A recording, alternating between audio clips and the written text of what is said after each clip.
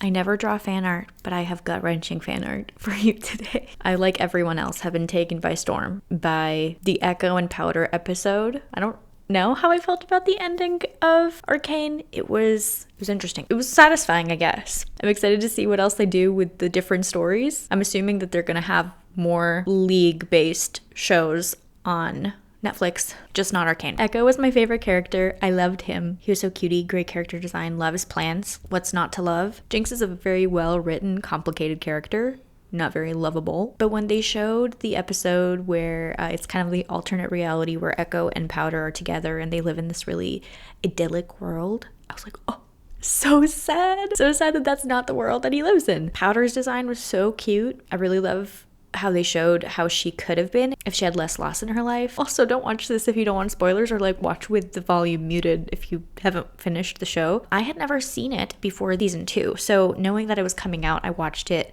in preparation. I knew that Arcane season 1 was super popular, people loved it. Zach had rewatched it a couple times. But I know this is gonna be probably shocking for you. I don't love animated shows. I don't know what it is, because hypothetically I should love them, and every single time I watch an animated show I'm like, wow, this art style is amazing. I never sit down and voluntarily choose to watch something animated. Sometimes I feel like maybe the internet has ruined animated things for me. Sometimes I feel like animation is so theatrical because of like TikTok and Musical.ly. Everybody's movements are just so theater kid because they're exaggerated with how the animators want to show motion. It's really funny because animated shows and movies have so much work put into them by such amazing artists, but I think little things like that like put me off from watching them. And when I started Arcane, I felt that way. I could tell that it was objectively a good plot and I was interested in the plot, but the animation style was a little theatrical. And that's probably because of my brain rot that I just can't appreciate something like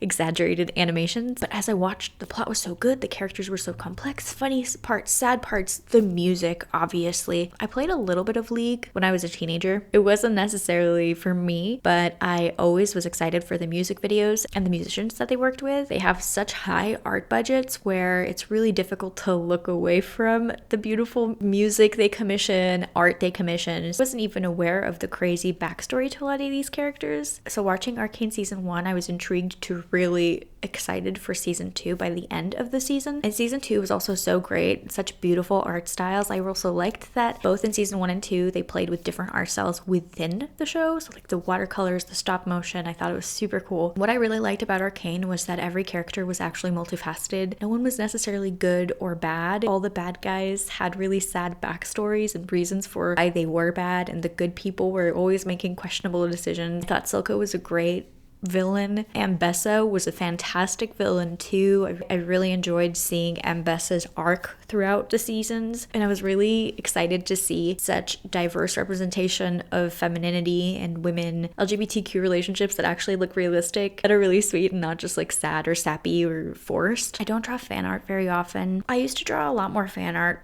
a couple of years back. I did a little marker series portrait of the Disney princesses, which did really well when I had drawn it. But since then, I haven't done anything super major fan art, I don't think. I was really tempted to draw this because, for one, the dancing scene with Ekko and Powder was so cute. My heart was like, because it was just so sweet and sad. And if you've watched a couple of my previous videos, you'll know that I've been sort of working on drawing more characters together. It doesn't have to be necessarily couples, but just characters interacting with each other. This is a very small step in that direction because it's not a dynamic drawing or portrait. But this was enough of a challenge just because I decided to light it in a unique way. First, just wanted it to be the blues, pinks, purples that we see in that dancing scene and just in the show in general. And then I had the idea to make his side a little bit more warm and green, representative of sort of his love of nature, and her side to be that like pink neon color.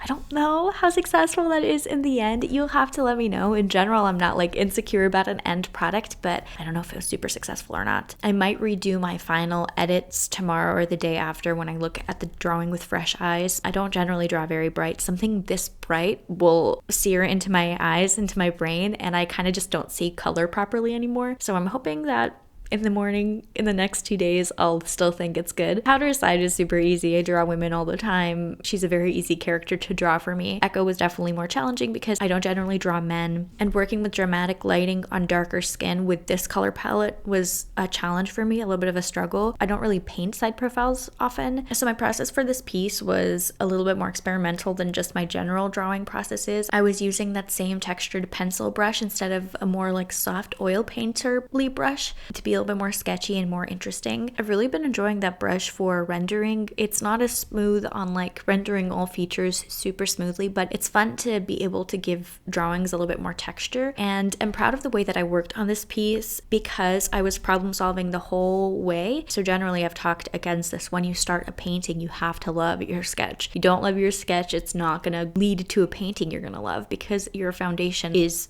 messed up. And so when I started this, I did not really like the sketch, but I just knew I sort of had to push through it because I was drawing something that was completely out of my comfort zone and something that I wasn't quite comfortable with myself. Powder was easy for me, so I left her till the end.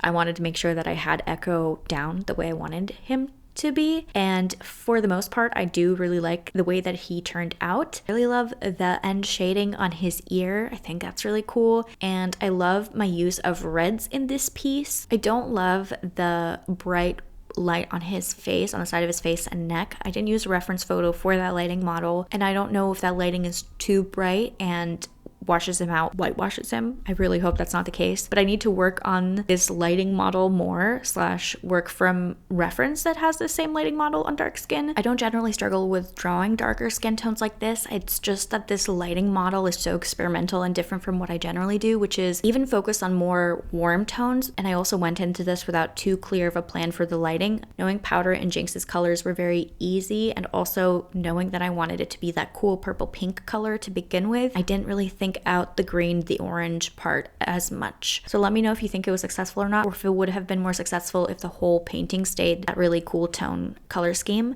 One of the cute touches that I added was to give both of the characters some bounce reflection. So on Powder, she's got the green sort of reflecting off her face from him, and he's got the pink reflecting off his face. And to focus on my process of drawing Powder, I was kind of astounded that I had the hair down so quickly. The sketch and the base colors and the texture of the brush that I laid the base colors down with added so much texture and dimension to the hair that I really didn't need to do that much rendering anyway. I really like how the hair turned out. I think it looks similar to what her hair looked like in the show, but also mixed with the way that I generally draw hair, which is sort of whimsical, a lack of gravity. I had a really easy time drawing Ekko's hair, save for the fade. With the angle and with the fade and with the lighting, I don't feel that I captured a very three-dimensional look to the side and back of his head, but that's okay. We're experimenting. I overall really love this painting. It reminds me of how I used to be so excited to paint and experiment with digital painting. Just drawing portraits with the same brush over and over, I haven't necessarily felt like I'm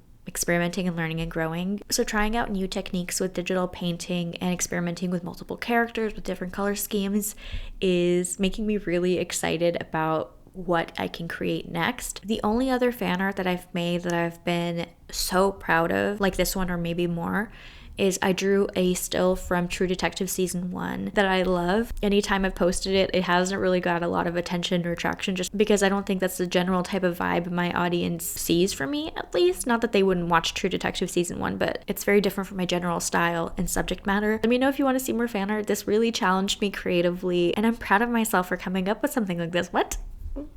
Good job! This scene is very similar to what the strawberry episode with Bill in Last of Us was like.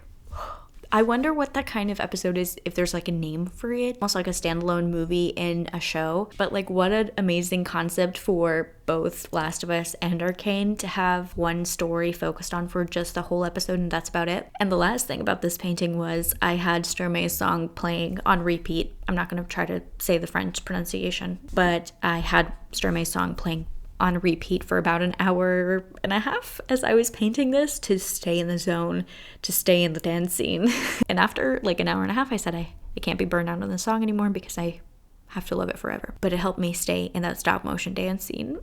Thank you so much for watching this video. If you enjoyed it, give me a thumbs up, subscribe for more videos because I put out new videos every Tuesday and Thursday. If you like the way I digitally paint, I have a book on digital painting coming out in February. It's going to be linked down below with pre-orders and pre-order incentives. So check that out if you're interested. Let me know if there's other fan arts you want to see from me. I hope you enjoyed this video. I'll talk to you in the next one. Bye.